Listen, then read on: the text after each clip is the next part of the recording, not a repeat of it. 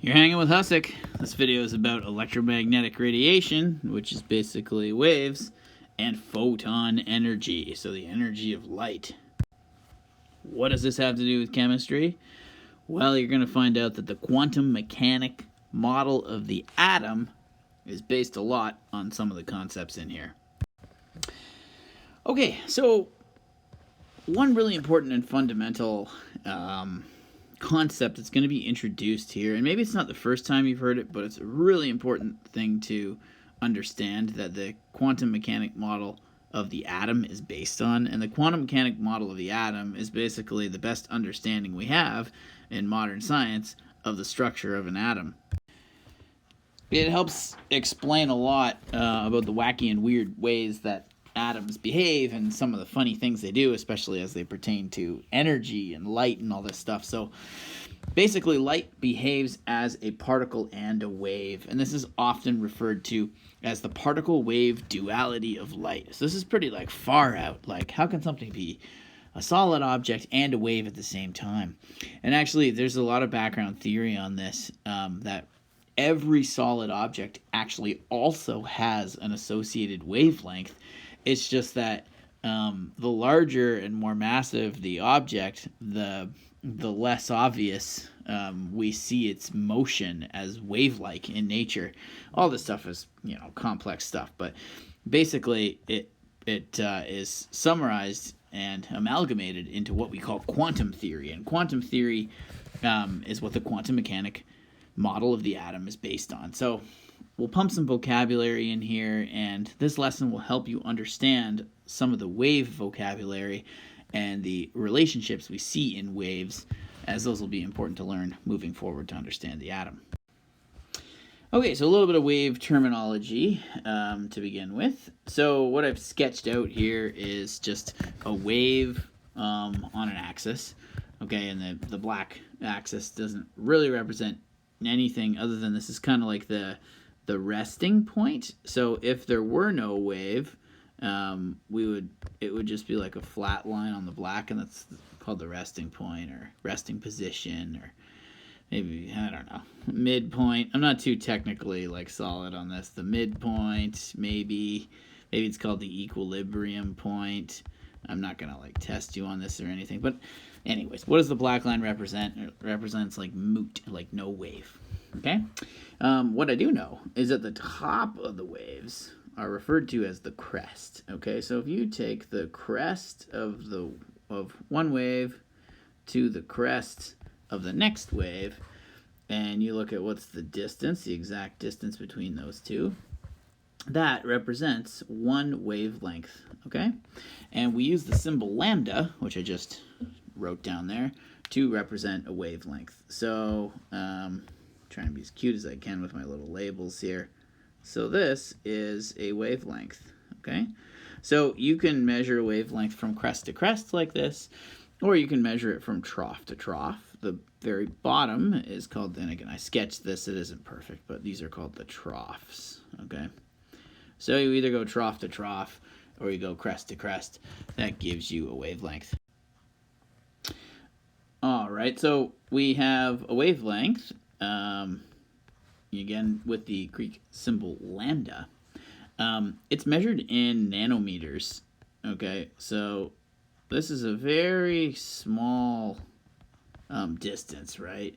And of course, if you're measuring an ocean wave or something, you might do it in meters, but when it comes to light, when it comes to electromagnetic radiation, we measure the thing in nanometers. So that's a nanometer. Nanometer is very small, and as a matter of fact, you may remember the conversion is that 1 nanometer is a 10 to the minus 9 meter. Okay, so really small measure there for most light. Another term that comes up in wave speak is frequency. Okay, so let's get frequency down here. Frequency we use, of course we couldn't use F, that'd be far too easy. We use V, it's meant to be a cursive V to represent frequency.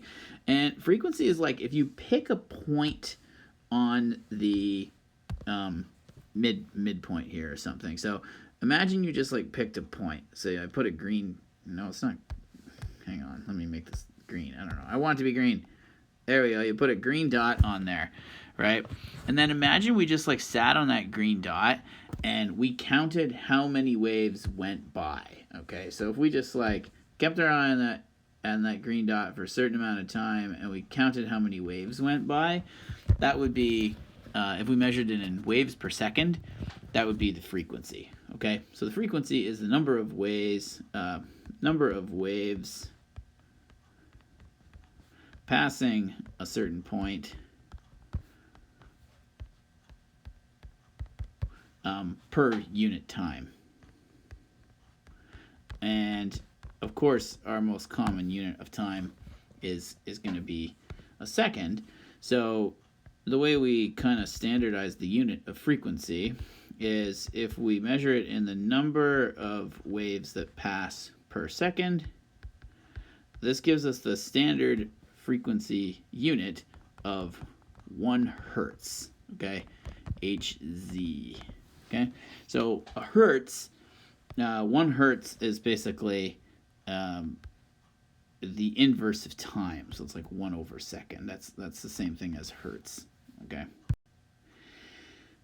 Because like we usually end up having, millions of waves passing a point in a given second, we tend to use the unit megahertz to represent sort of everyday frequencies, like a radio frequency or something like that. We tend to represent that in megahertz. So it's important for you to recognize that megahertz is a common unit of frequency.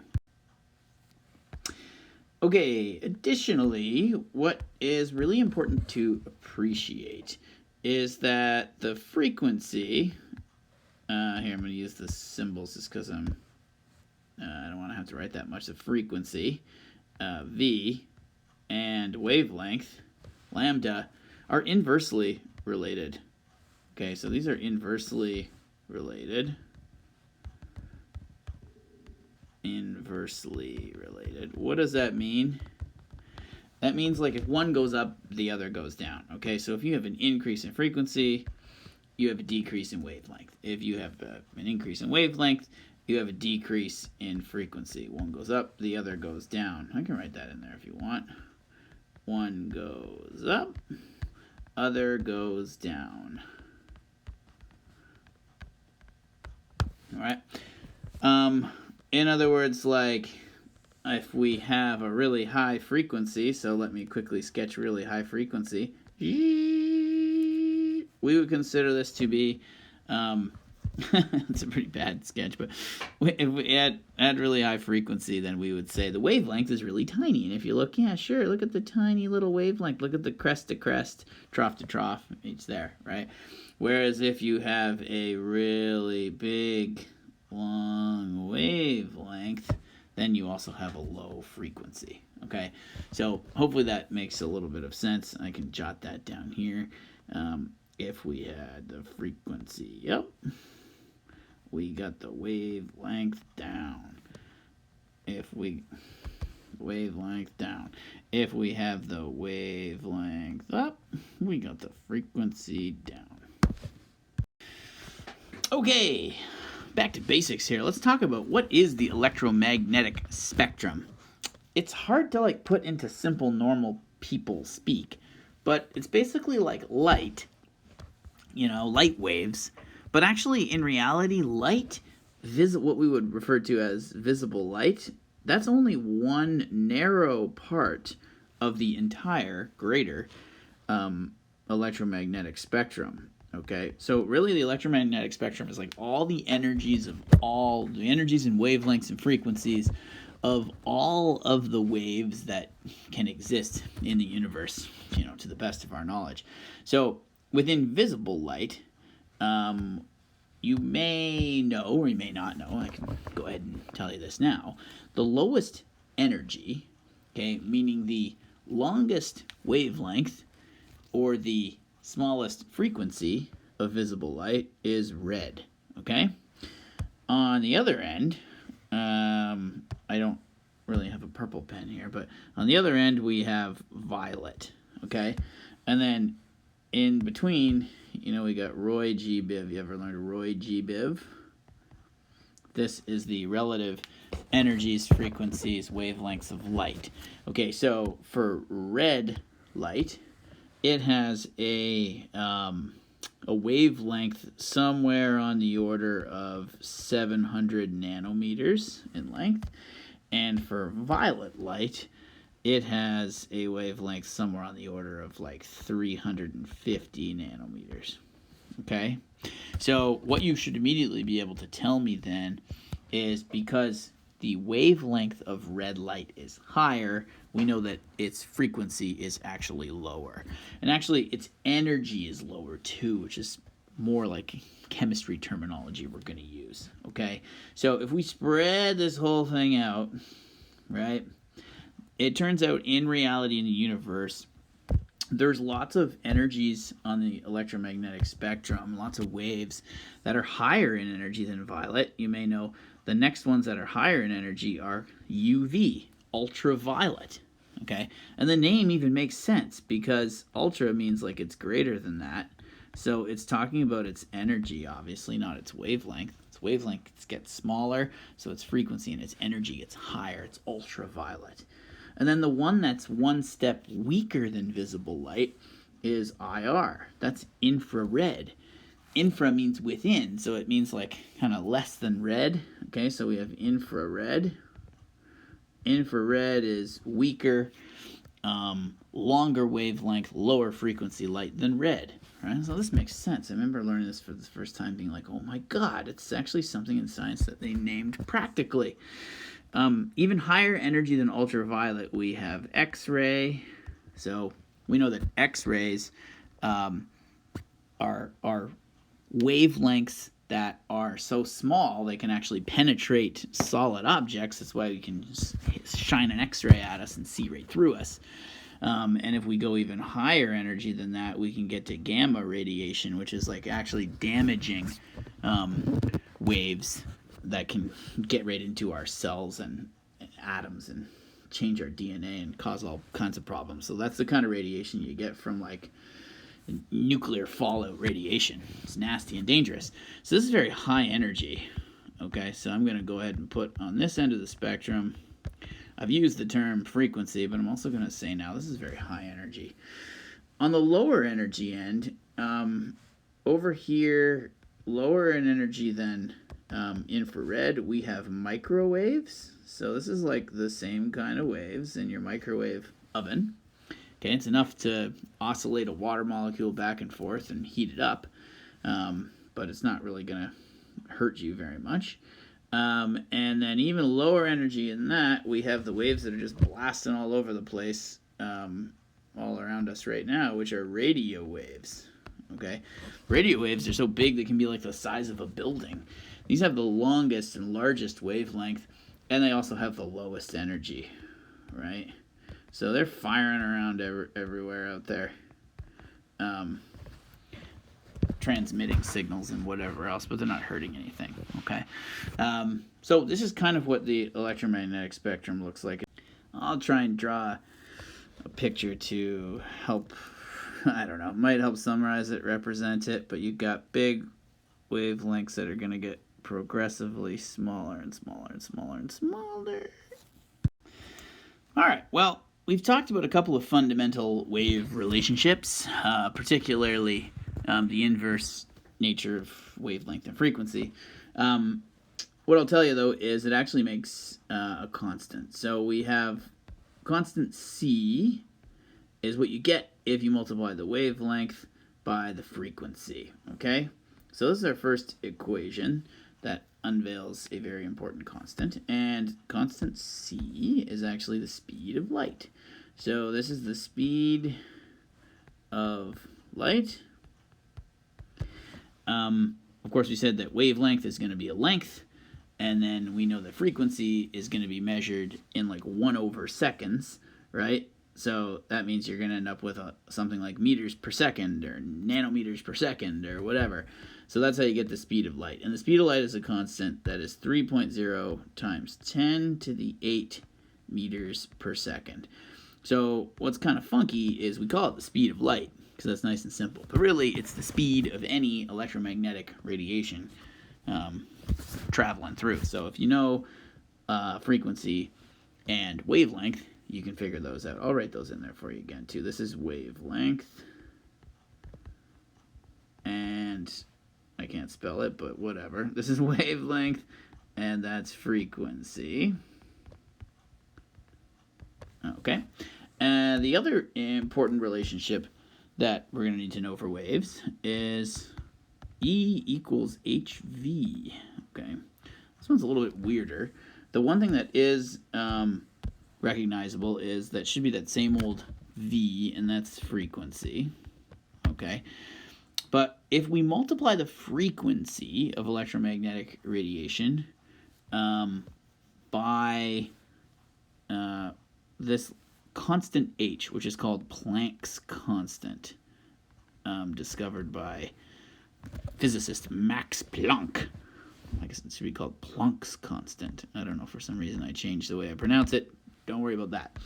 But Planck's constant is 6.6 times 10 to the minus 34. I haven't memorized it, so you don't really need to either. I'll give it to you, and you need to use it. But as long as you have the frequency in, I guess, in hertz, okay? So frequency in hertz, and you multiply that by Planck's constant, you get the energy of the wave. So this is the wave's energy. Okay, so a couple examples on how we might use and apply the equations, and you should practice this as much as you need to. If you're really courageous, pause the video and try to answer this question on your own. If you want to just hang in and do it with me, let's do it. So an FM radio station produces waves of wavelength 1.25 meters. Okay, very big radio waves. What is the energy contained in that wave? All right, so you'll have to use both equations here. So let's get them out. We know that energy equals HV. That's how you're going to get the energy eventually. And we know that C equals lambda V. Okay. Come on here. Play with me. There we go. Okay. So write out what you know. Again, this is how you solve physics problems, and you could do it with chemistry problems often as well. But let's write out what we know. So what's our givens? Well, we know that Planck's constant, you would have to be given as 6.6 times 10 to the minus 34. We do not, however, know what the frequency is. Okay, and so therefore we don't know what the energy is. But over here, we know that the speed of light is a constant, 3.0 times 10 to the 8 meters per second. We also know, because it's given in the question, that the wavelength is 1.25 meters. So, we can use those and we can solve for the frequency. We know we can rearrange the equation then, and the frequency is going to be C over lambda. So you go ahead and pump those numbers in, make a little space for myself. 3.0 times 10 to the 8 divided by 1.25. We're going to put the units in here too, just to show you how it all works out. And of course you are going to get the desired unit of per second, or hertz. Okay, so you're going to get 2.4 times 10, no, can't write neat enough, times 10 to the 8 per second, or hertz, okay, for that frequency. So you can write that, or you can write 2.4 times 10 to the 8 hertz. Okay? Now, what do you do with that? Well, you're going to take that, and we're going to put it over here. Okay, and we're going to sub it into this formula. So we know that E is going to be equal to HV. We know that Planck's constant, 6.6 times 10 to the minus 34. We're going to multiply that by the 2.4 times 10 to the 8. Didn't leave myself enough room. Sorry about that. 10 to the 8. And we're going to get 1.58 times 10 to the minus 25. What are the units of this?